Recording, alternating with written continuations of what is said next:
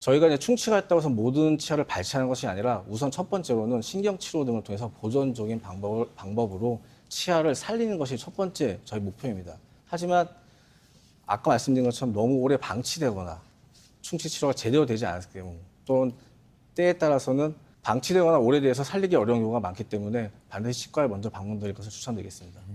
그러면 혹시 아이들의 경우는 어때요? 저도 7살 아들이 있는데 충치가 생겼거든요. 생기죠. 근데 이 생각 드는 거예요. 어차피 빠질 이 같으면 그냥 살짝 그냥 미루다가 빠지니까 같이 제거가 되지 않을까. 우선 아이들 같은 경우에는 유치가 있고 영구치가 같이 혼합치열기라 그래서 유치, 영구치가 공존하는 경우가 많습니다.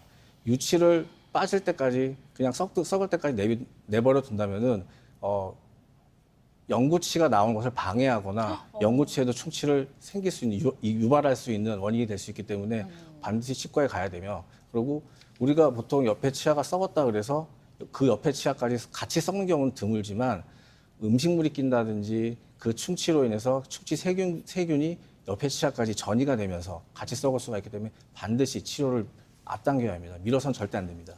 네, 이렇게 치아 관리에 소홀할 경우 충치는 기본이고 이제 다양한 치주 질환이 발생한다고 우리가 흔히 알고 있는데 그렇다면은 치주 질환의 원인이 결국 우리가 치아 관리를 제대로 안 해서 생기는 문제인 건가요? 어떻습니까? 네, 맞습니다. 보통 나이가 들어가면 따라서 치아를 감싸고 있는 치아 주변 조직에 염증이 생겨서 치조골 및 잇몸이 조금씩 없어지게 되는 것은 정상적인 현상입니다.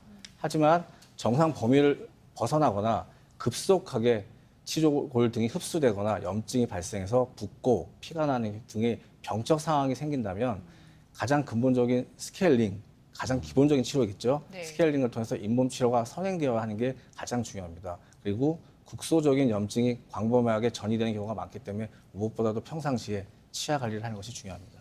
그러면 말씀하신 대로 치료 시기를 놓쳐가지고 환자분들 중에 치주염으로 고생하시는 분들이 꽤 있을 것 같아요. 네, 그런 경우가 상당히 많습니다. 아하. 오른쪽 사진을 보면은 하악 우측 제2, 1, 2 대구치 부분에 치주염이 조금 있는 정도입니다. 사진을 봐서는 뭐 어디에 치주염이 있나라고 이렇게 생각하실 수 있을지 모르겠지만 이런 상태에서 잇몸이 좀 붓고 피가 나는 정도였기 때문에 저희가 잇몸 치료하고 계속 지켜보는 환자였습니다. 하지만 2년 뒤에 그 옆에 치아까지도 그 앞에 치아까지도 치주염이 진행되었지만 환자분은 그래도 좀 살리는 방향으로 원하셨기 때문에 잇몸 치료하고 연명 치료를 하였지만 그 이후에는 앞에 치아, 뒤에 치아까지 모두 발치를 하게 되는 경우였습니다. 이런 경우라면 환자분이 하나의 치아를 살리기 위해서 노력하는 게 아니라 인접치 2개의 치아까지 발치를 하기 때문에 이런 환자분들은 보통 치아를 다 빼고 뼈가 많이 녹았기 때문에 잇몸 뼈 이식을 하고 임플란트 수술을 하고 치료 비용뿐만 아니라 시간이 상당히 많이 필요한 경우입니다. 그래서 저희가 치주염이 심한 환자 같은 경우에는 치료를 미룰 게 아니라 적극적으로 치료를 해야 됩니다. 네. 다음 케이스를 보시면 환자분이 좌측을 치료하면서 우측 치료를 미루신 경우입니다. 47번 치아 즉 하악 우측 제2대구치가 빠져서 없는 치아인데 그 대합되는 위의 치아가 대합된 치아가 없으면 보통 위의 치아가 밑으로 정술되어 내려오게 됩니다. 정술되어 내려오기 때문에 치아 주변으로 음식물이 끼게 되고 음식물이 끼게 되면서 치주염이 생기게 됩니다. 그런 치주염이 발생하면서 앞에 치아, 뒤에 치아까지 같이 망가진 경우가 많습니다. 이 환자분도 하나의 치아가 빠진 것을 복구하지 않다가 대합되는 치아, 그 주변 치아가 모두 망가진 케이스입니다. 진짜 조금이라도 이상하다 싶으면 바로 치과를 가야 할 것 같고 네. 살면서 진짜 치통만큼 참기 힘든 통증도 진짜 없는 것 같아요.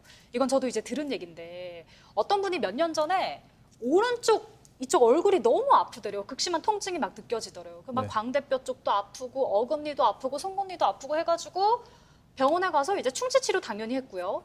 임플란트 치료도 했고요. 그런데도 아프더래요. 그래서 어금니를 뽑기까지 했는데도 그런데도 통증이 안 없어지더래요. 제가 궁금한 게 그럼 이거는 치아의 문제인가요? 아니면은 좀 완전히 다른 문제인 건가요?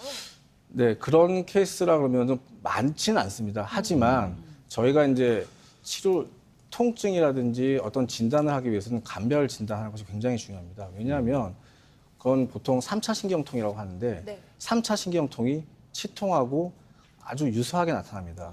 보통 이제 3차 신경이라 하면 뇌 신경에서 분지한 신경절이 얼굴 쪽으로 주행하는 신경인데 그 양상이 치통하고 매우 비슷하기 때문에 환자분들이 치아가 아파서 신경 치료를 하고 또 아파서 발치를 하고 그럼에도 불구하고 임플란트까지 했음에도 불구하고 아픈 경우가 많습니다. 그래서 치과라든지 신경과 협진을 통해서 이것이 정말로 치통인지 3차 신경통인지 감별하는 것이 중요합니다.